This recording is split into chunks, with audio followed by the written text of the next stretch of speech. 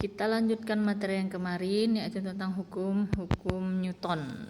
Jadi Newton itu masih berkaitan dengan gaya ya, dengan gaya dan gerak. Newton itu adalah orang yang berpengaruh di dunia. Dari 100 orang itu ada nomor 2 itu adalah Isaac Newton yang lahir pada 1643 sampai meninggal pada tahun 1727. Nah, kita akan belajar tentang hukum 1 Newton, hukum 2 Newton, sama hukum 3 Newton. Di bukunya bisa kalian lihat di halaman 47.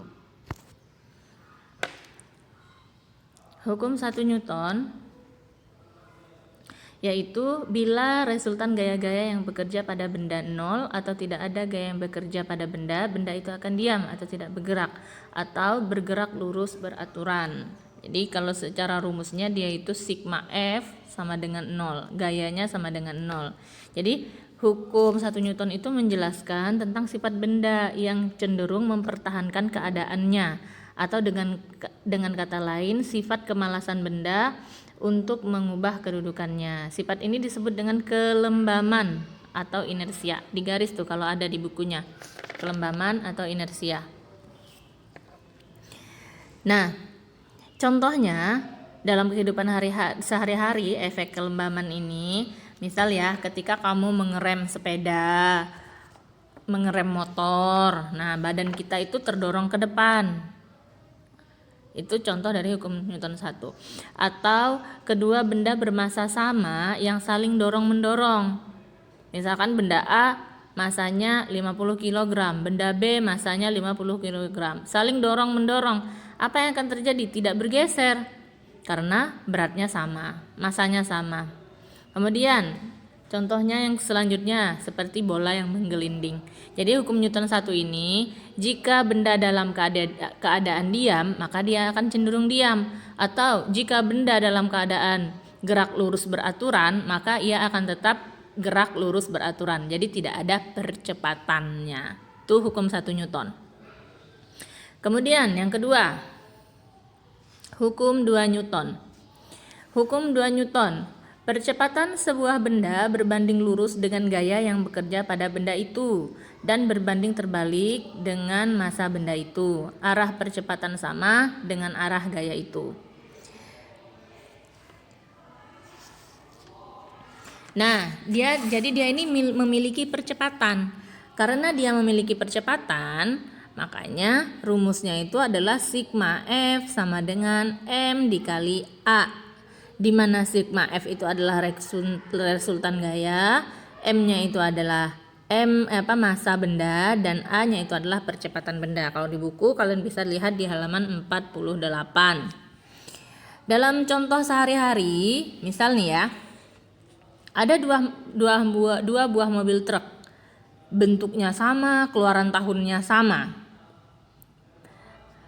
Namun truk yang pertama dia membawa massa yang lebih ringan, sedangkan truk yang kedua massanya lebih berat, beban yang dibawanya itu lebih berat. Maka cenderung truk yang pertama akan bisa berjalan lebih cepat karena dia lebih ringan gitu. Atau saat kamu memindahkan kardus kosong akan lebih cepat dong daripada kamu memindahkan kardus yang isinya penuh gitu ya. Itu adalah hukum Newton 2 yang berhubungan dengan percepatan suatu benda. Kemudian hukum Newton yang ketiga. Hukum Newton yang ketiga ini dikenal dengan istilah aksi reaksi. Pasangan aksi reaksi. Bunyinya menyatakan jika benda pertama mengerjakan gaya pada benda kedua akan mengerjakan gaya pada benda pertama dengan nilai atau besar yang sama, tetapi arahnya berlawanan. Makanya dia disebut dengan hukum aksi reaksi. Aksi reaksi, contoh misal ketika kamu memukul meja, apa yang terjadi? Kamu akan merasakan sakit karena meja akan memberikan reaksi, mendorong tangan kita juga. dia akan menimbulkan gaya gaya dorong sebagai reaksi ke tangan kita, makanya kita akan merasa sakit. Atau misal nih kamu melempar bola ke arah tembok, yang terjadi apa? Bolanya mantul. Bola mantul itu adalah reaksi dari si temboknya, dia memberikan gaya sehingga bolanya mantul. Bukan mantap betul ya, mantul, memantul maksudnya. Jadi pasangan aksi reaksi hadir jika dua buah benda saling berinteraksi. Ya dong, kalau nggak saling berinteraksi nggak ada aksi reaksi kan. Gaya aksi reaksi bekerja pada benda yang berbeda. Bendanya berbeda, contohnya tadi bola sama tembok atau tangan sama meja kayak gitu. Ini atau yang dicontoh di sini buku sama meja seperti itu. Gaya aksi reaksi sama besar tetapi berlawanan arah. Gayanya sama tapi dia berlawanan arah. Nih ya, sama seperti di buku kalian. Ini kira-kira contoh gaya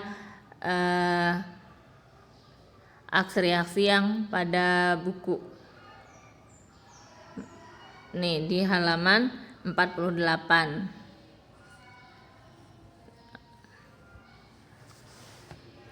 Tuh ya, yang di halaman 48. Yang gambar A, buku berada di atas meja. Kemudian gambar ke B, aksi reaksi antara buku dengan bumi. Yang gambar C, gaya aksi reaksi antara buku dengan meja.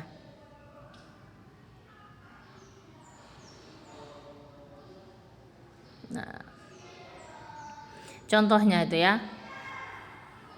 Bumi mengerjakan gaya tarik-menarik gravitasi sebesar W pada buku, dan buku mengerjakan gaya tarik sebesar min W pada bumi sebagai reaksinya.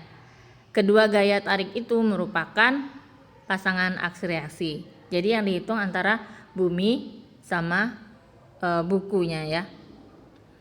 Buku mengerjakan gaya normal sebesar N pada meja, dan meja mengerjakan gaya normal sebesar min N pada buku. Jadi karena dia berlawanan sebagai reaksinya. Kedua gaya ini merupakan pasangan aksi reaksi karena gaya aksi dan reaksi bekerja pada benda yang berbeda. Maka adalah kekeliruan jika dikatakan bahwa gaya normal min N merupakan gaya reaksi dari berat buku W. Ya, jadi kalau min N lawannya N gitu. Gaya normal pada buku akan ada reaksi antara gaya meja sama buku kayak gitu. Gaya normal yang sama besar dan berlawanan arah dengan arah berat benda. Tuh. Yang terakhir adalah pesawat supersonik. Di buku ada nggak ya? Nah, di buku nggak ada pesawat supersonik, tapi ini akan Ibu tambahkan sebagai pengetahuan kalian. Jadi konsep gerak itu sudah semikian rupa berkembangnya ya dari waktu ke waktu. Jadi karena ada penemuan dari Isaac Newton inilah, makanya banyak teknologi-teknologi yang berhubungan sama gerak itu mengalami kemajuan terus-menerus. Pesawat terbang yang dapat terbang dengan kelajuan melebihi kelajuan bumi di udara seperti ini disebut dengan pesawat supersonik. Laju yang melebihi laju bunyi di udara ini disebut laju supersonik. Laju supersonik dinyatakan dalam bilangan Mach. Misalnya, sebuah pesawat melaju dengan laju 900 meter per sekon. Karena laju bunyi di udara 300 meter per sekon, maka laju pesawat tersebut adalah 3 kali laju bunyi di udara. Selanjutnya disebut bahwa laju pesawat 3 Mach, karena dia 3 kali ya dari laju bunyi di udara. Untuk terbang dengan kelajuan melebihi kelajuan bumi ini harus dilakukan di ketinggian yang cukup.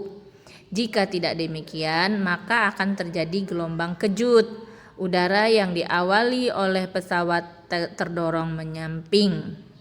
Akibatnya, ruang di belakang pesawat akan menjadi ruang hampa. Udara akan segera menekan dan selanjutnya terjadilah ledakan sonik. Ya, jadi sonic boom. Ledakan sonik ini bisa mematahkan dahan pohon, memecahkan kaca jendela dan sebagainya. Jadi karena akibat udara hampa yang berada di pesawat supersonik ini. Demikianlah materi pada bab ini. Contoh soalnya bisa kalian dilihat di halaman 49. Kemarin kan sudah dikerjain 3 soal ya, sudah dikerjakan. Nah, untuk tugasnya kalian coba dikerjakan penilaian harian 1 nomor 1 sampai 20 yang pilihan gandanya saja ya. Nomor 1 sampai 20. Oh iya, nilai-nilai itu kan sudah Ibu kembalikan. Kalian bisa cek nomor 1 sampai 20 di halaman 53. Itu aja kiranya yang dapat Ibu sampaikan. Silakan dikerjakan tugasnya. Wabillahi taufiq wal hidayah. Wassalamualaikum warahmatullahi wabarakatuh.